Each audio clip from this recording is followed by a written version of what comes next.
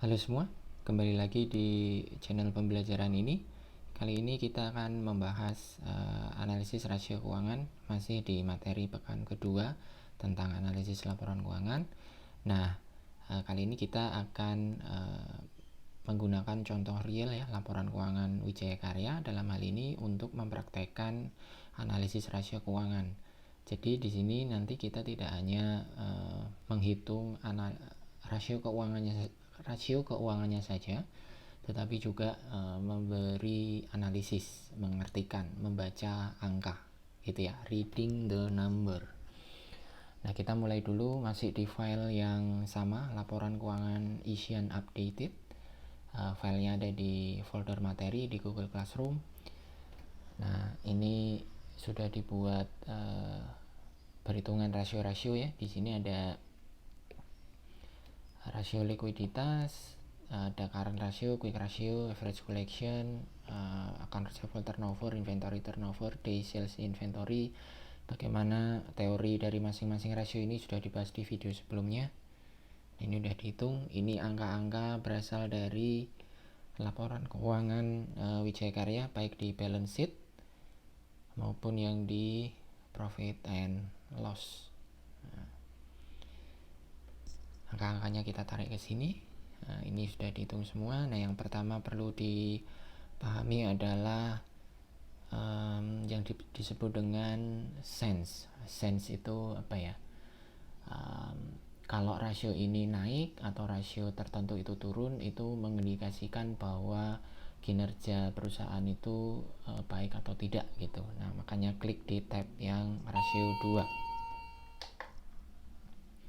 Nah, di sini udah disebutkan sense umumnya ya. Jadi misalnya kalau current ratio itu ketika angkanya naik, angka naik itu maksudnya apa? Angka naik ketika kita bandingkan antar tahun. Seperti misalnya Vika 2014 ke 2015 ini angkanya kan naik nih ya, dari 1,12 kali ke 1,19 kali. Nah, ini secara umum kita bisa katakan baik, naik gitu ya, bagus. Tetapi nanti perlu dilihat lagi seperti di teori bahwa ketika excessive investment itu dilakukan di liquid asset itu juga bisa menimbulkan interpretasi bahwa pengelolaan operasional perusahaan itu tidak baik. Nah, seberapa investasi itu dikatakan eksesif atau berlebihan, nah itu nanti kita bandingkan dengan perusahaan yang sejenis atau dengan industri gitu. Itu yang pertama. Yang quick ratio juga sama ya, ini kalau naik itu bagus. Average collection period ketika angkanya naik itu jelek. Kenapa jelek? Karena berarti penagihannya menjadi lebih lama gitu ya. Nah, ini contohnya kalau di Wika average collection periodnya dari 152 hari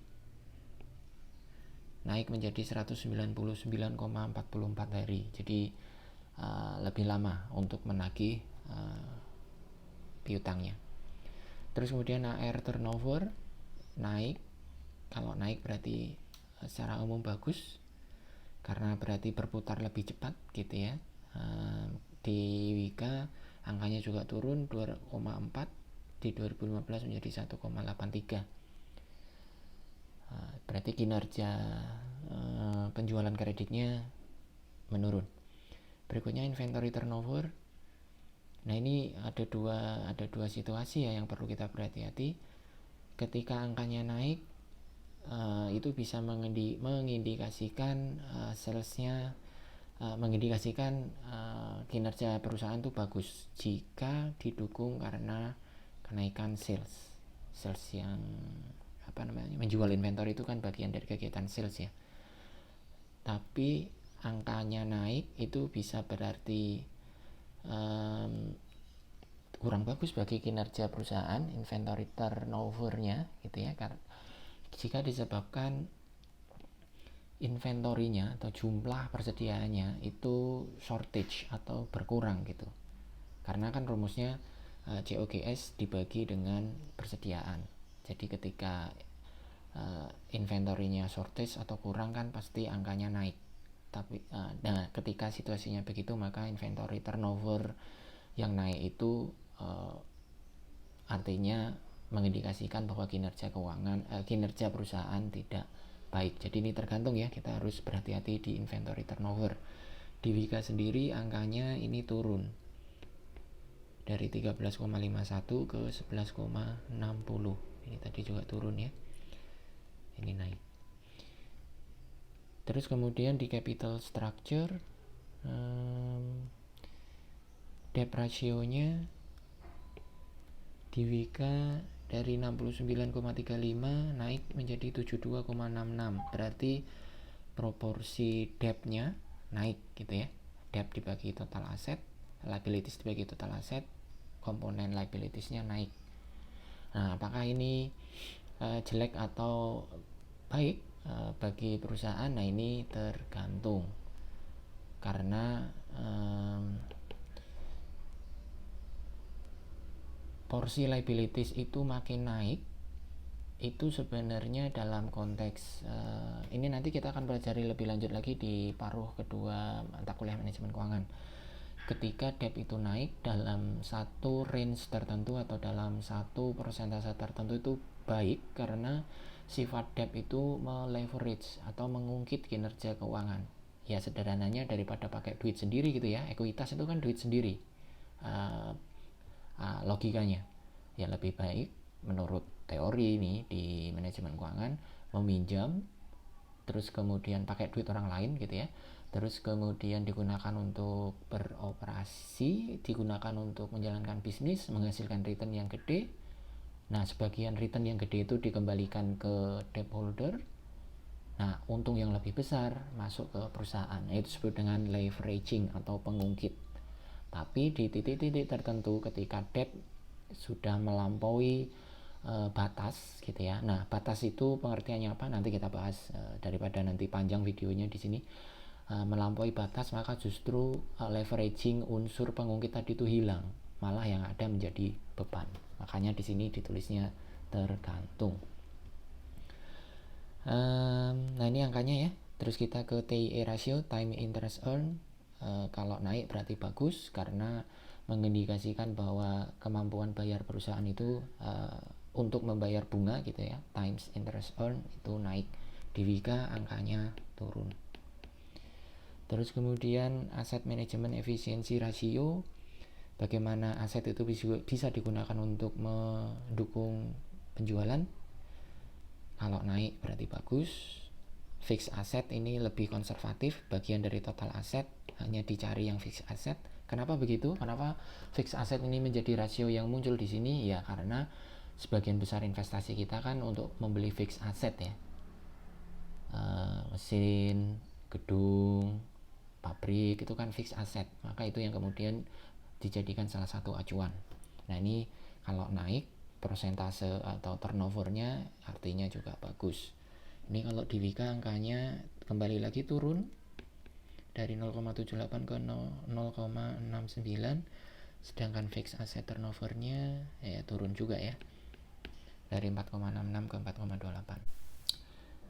Kita lanjutkan di rasio berikutnya, profitability, yang bagian cost control. Ada gross profit, operating profit, dan net profit margin. Ini sense-nya juga sama ya, ketika angkanya itu naik, rasionya itu naik, maka kinerja perusahaan baik, bagus gitu. Nah, kita lihat angkanya di Wika. Di gross profit margin angkanya naik ya, 11,43 di 2014 naik menjadi 12,15. Terus operating profitnya turun dari 9,14 ke 8,06. Net profitnya juga turun dari 5,91 ke 5,21. Nah, ini contoh bagus nih untuk kita analisa. Nah, ketika kita lihat gross profit naik, berarti kan artinya kinerja untuk membuat atau untuk memproduksi barang COGS itu kan baik, karena berarti COGS itu menjadi lebih kecil atau kinerja penjualannya meningkat gitu. Tetapi ini tidak bisa dipertahankan. Cost control ini tidak bisa dipertahankan atau tidak bisa diteruskan oleh Wika ke beban-beban umum administrasi dan beban operasional lainnya. Itu terlihat dari operating profit margin yang 9,14% di tahun 2014 dia turun malah justru menjadi 8,06. Berarti di situ beban umum administrasi operasional itu naik. Itu. Nah, ini contoh bagus ini. Terus kemudian ketika kita hitung sampai ke bawah bottom line, ingat ya di profit and loss statement di laporan laba rugi yang paling bawah adalah income statement, secara umum membawa net income-nya menjadi turun dari 5,91 menjadi 5,21. Nah, bisa jadi memang berasal dari sini nih ketidakefisienan Wika di dalam melakukan kontrol atas beban umum administrasi dan operasional. Gitu ya. Itu untuk profitability ratio untuk cost control. Terus berikutnya profitability ratio dari efisiensi aset untuk mengenerate return. Nah, kita punya dua ukuran, return on asset, operating return on asset, dan return on equity. Ini sense-nya juga sama, ketika return naik, rasio ROA maupun ROE itu naik, artinya kinerja perusahaan bagus. Ini kita kemudian lihat angkanya. Untuk ROA 4,63 menjadi 3,62, turun ya dari net profit dibagi total asset turnover. Terus kemudian ROE-nya, kita lihat ROE-nya dari jumlah laba rugi komprehensif yang ada di income statement dibagi dengan jumlah saham biasa, dari 15% di 2014 turun menjadi 13% di 2015. Nah, ini konsisten nih, turun nih, return on asset dan return on equity-nya turun. Nah, satu lagi, di teori kan kita bisa juga menggunakan formula Dupont. Formula Dupont ini spesifik untuk melihat kinerja masing-masing komponen Dupont, ada 3 ya. Bagaimana dia itu bisa membentuk return on equity. Jadi ROE selain kita bisa hitung dengan rumus ini ya, jumlah laba rugi komprehensif dibagi saham biasa, itu juga kita bisa cari dengan rumus Dupont. Ingat ada 3 komponen yang kita pakai di Dupont. Yang pertama ada net profit margin, yang kedua ada total asset turnover ratio, dan yang ketiga ada debt ratio.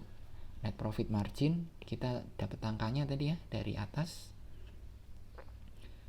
net profit margin. Nah, ini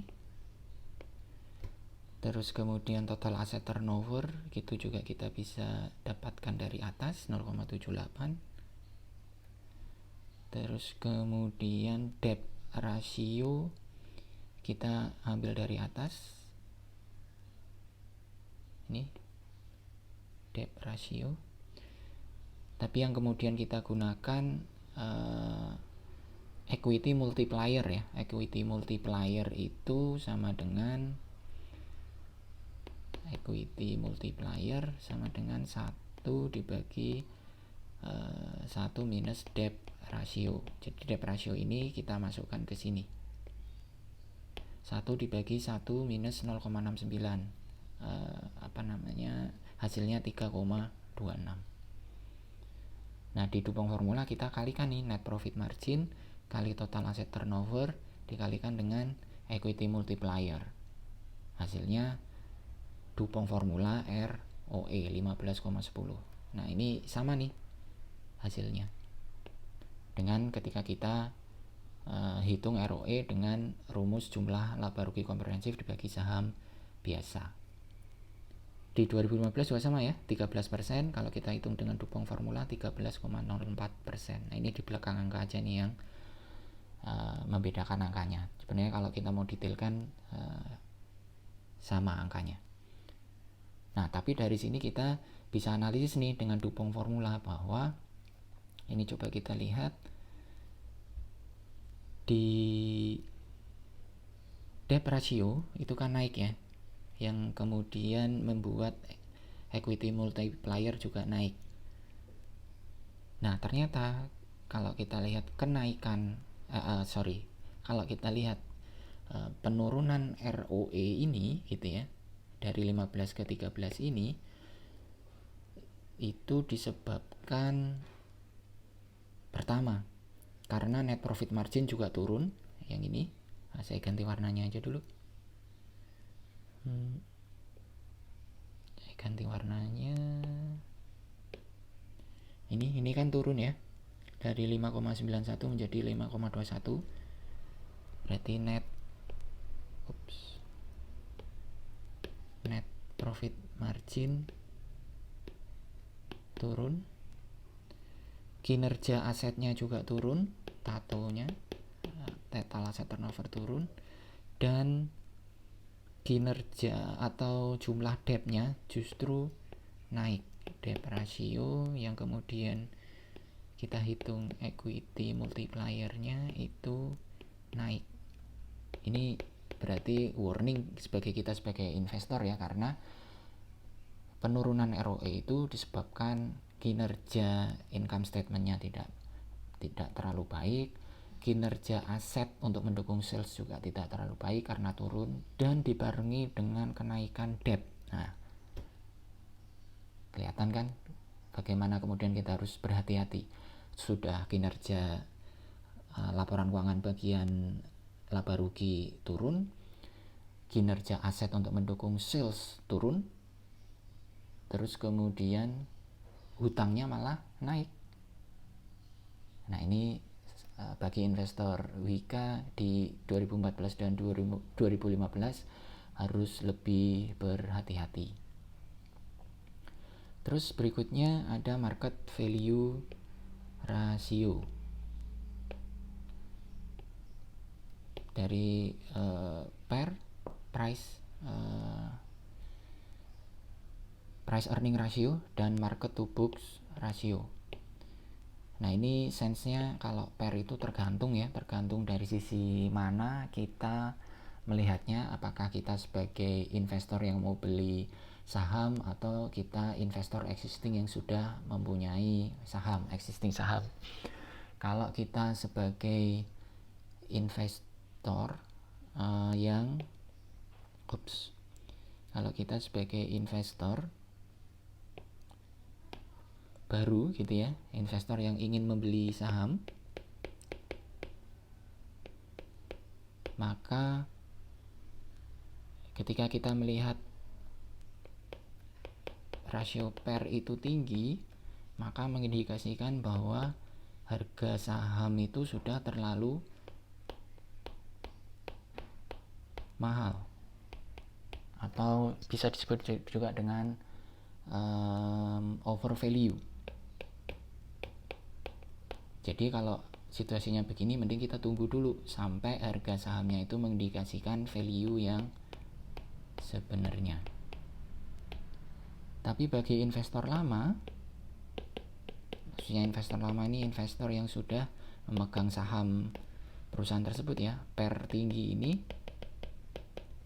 artinya baik untuk dia, bagus. Kenapa bagus? Karena berarti harga saham itu kan naik tinggi gitu ya, maka capital gain-nya dia juga tinggi. Capital gain itu harga beli dia dulu gitu ya, dengan dibandingkan dengan harga sekarang. Harga sekarang ini harga saham yang ini.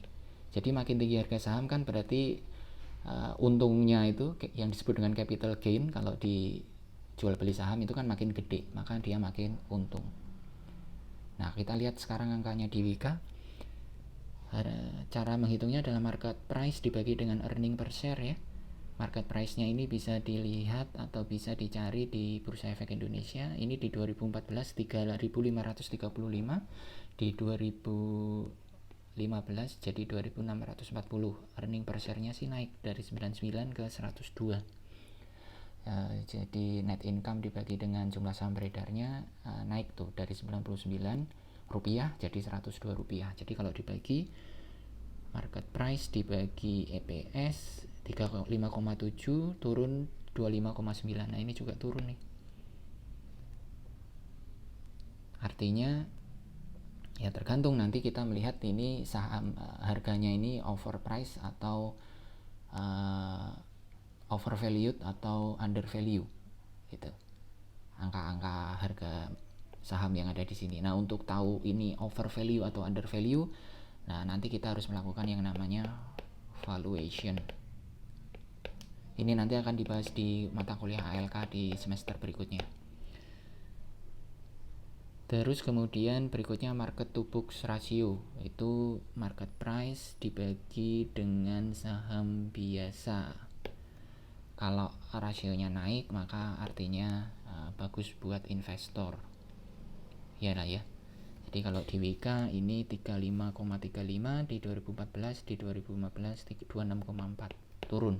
Berarti ini kurang bagus juga bagi investor. Nah, dari semua ini kemudian kita harus simpulkan nih.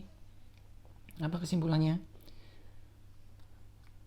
Yang pertama, untuk melakukan analisis rasio keuangan ini perhatikan dulu ini perusahaan apa, bergerak di bidang apa, bisnis prosesnya bagaimana, dan karakteristik bisnis di perusahaan yang bergerak di industri tersebut seperti apa. Misalnya kita ambil contoh Wika.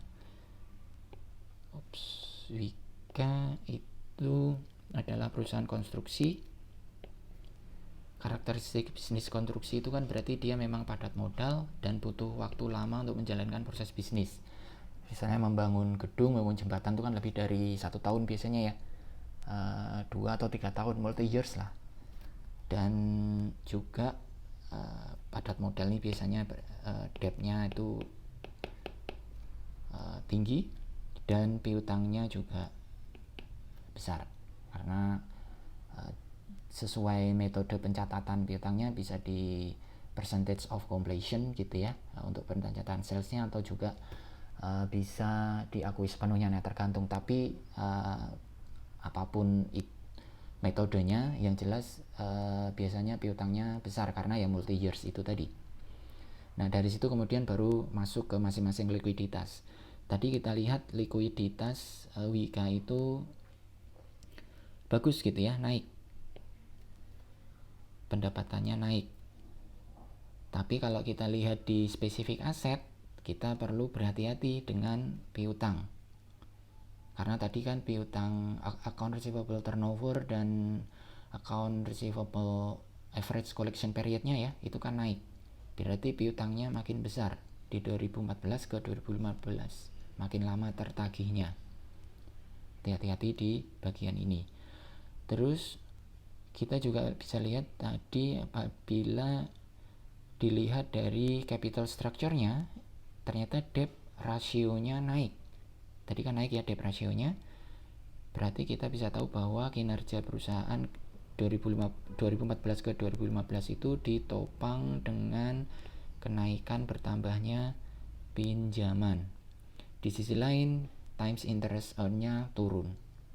Nah, pinjamannya naik, times interest-nya turun, hati-hati.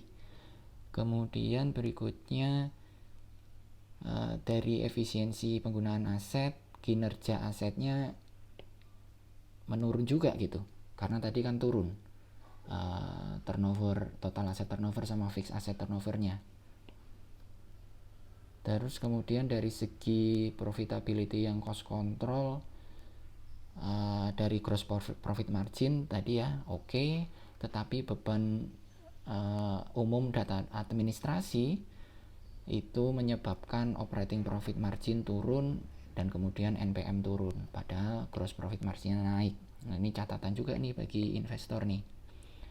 Terus kalau kita beralih ke profitability yang di support dari return on asset maupun return on equity ya, utilisasi aset, dari Dupont analisis ini satu metode yang bagus ya. Kita bisa lihat bahwa ROE itu turun, dan penurunan ROE itu disebabkan karena NPM turun, berarti tidak terlalu efisien kinerja operasionalnya ya.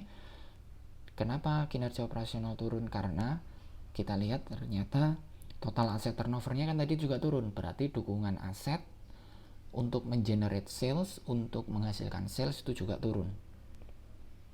Ditambah dengan satu lagi, ternyata debt ratio-nya, mana tadi debt ratio? Ya, di atas ini ya, itu naik. Nah, ini warning juga nih bagi modal atau sebagai investor. Nah, performa ini gitu ya, kemudian terrefleksikan di performa atau di kinerja harga saham atau kinerja yang terpantau di bursa efek, karena price earning ratio-nya turun dan market to books ratio-nya juga turun angka ini. Sini ya. Nah, ini nyambung berarti analisis kita. Mulai dari atas likuiditas memang dari secara umum naik, masih ada prospek baik gitu ya sebenarnya fundamental dari perusahaan, tetapi perlu berhati-hati tadi di account receivable ya, karena account receivable-nya turnover-nya naik, terus penagihannya juga naik. Nah, kalau kita lihat di capital structure-nya ternyata kenaikan kinerja tadi itu disebabkan karena debt ratio-nya naik, jadi hutang lebih banyak. Tapi hutang lebih banyak ini membawa konsekuensi times interest earn, jadi coverage atau kemampuan perusahaan untuk membayar bunga itu turun. Nah, kalau kita lihat masuk ke dalam ke kinerja, ternyata tadi operating profit marginnya turun, padahal gross profit marginnya naik. Artinya beban umum administrasi itu kurang bisa dikontrol oleh perusahaan, harus bisa di-manage dengan lebih baik lagi, artinya begitu. Dan kemudian itu membawa dampak ke return on equity dan return on asset. Return on equity-nya tadi kan turun, dan itu memang confirm disebabkan karena kinerja net profit margin yang turun, aset yang juga turun, aset turnover yang turun, dan debt ratio yang naik. Dan nyambung confirm dengan kinerja di bursa efeknya gitu ya, bagaimana investor melihat kinerja Wika di tahun 2014 ke 2015 ini, harga sahamnya turun, PER rasionya turun, market to book value-nya turun. Nah, ini yang disebut dengan analisis rasio keuangan, tidak berhenti dengan menghitung rasio keuangan saja, tetapi membaca angka, memberi arti terhadap angka, dan mengambil kesimpulan. Demikian contoh analisis rasio keuangan. Nanti di dalam tugas di pekan kedua yang diharapkan adalah analisis seperti contoh yang dibahas kali ini. Oke, terima kasih perhatiannya. Kita lanjutkan di video-video berikutnya. Terima kasih.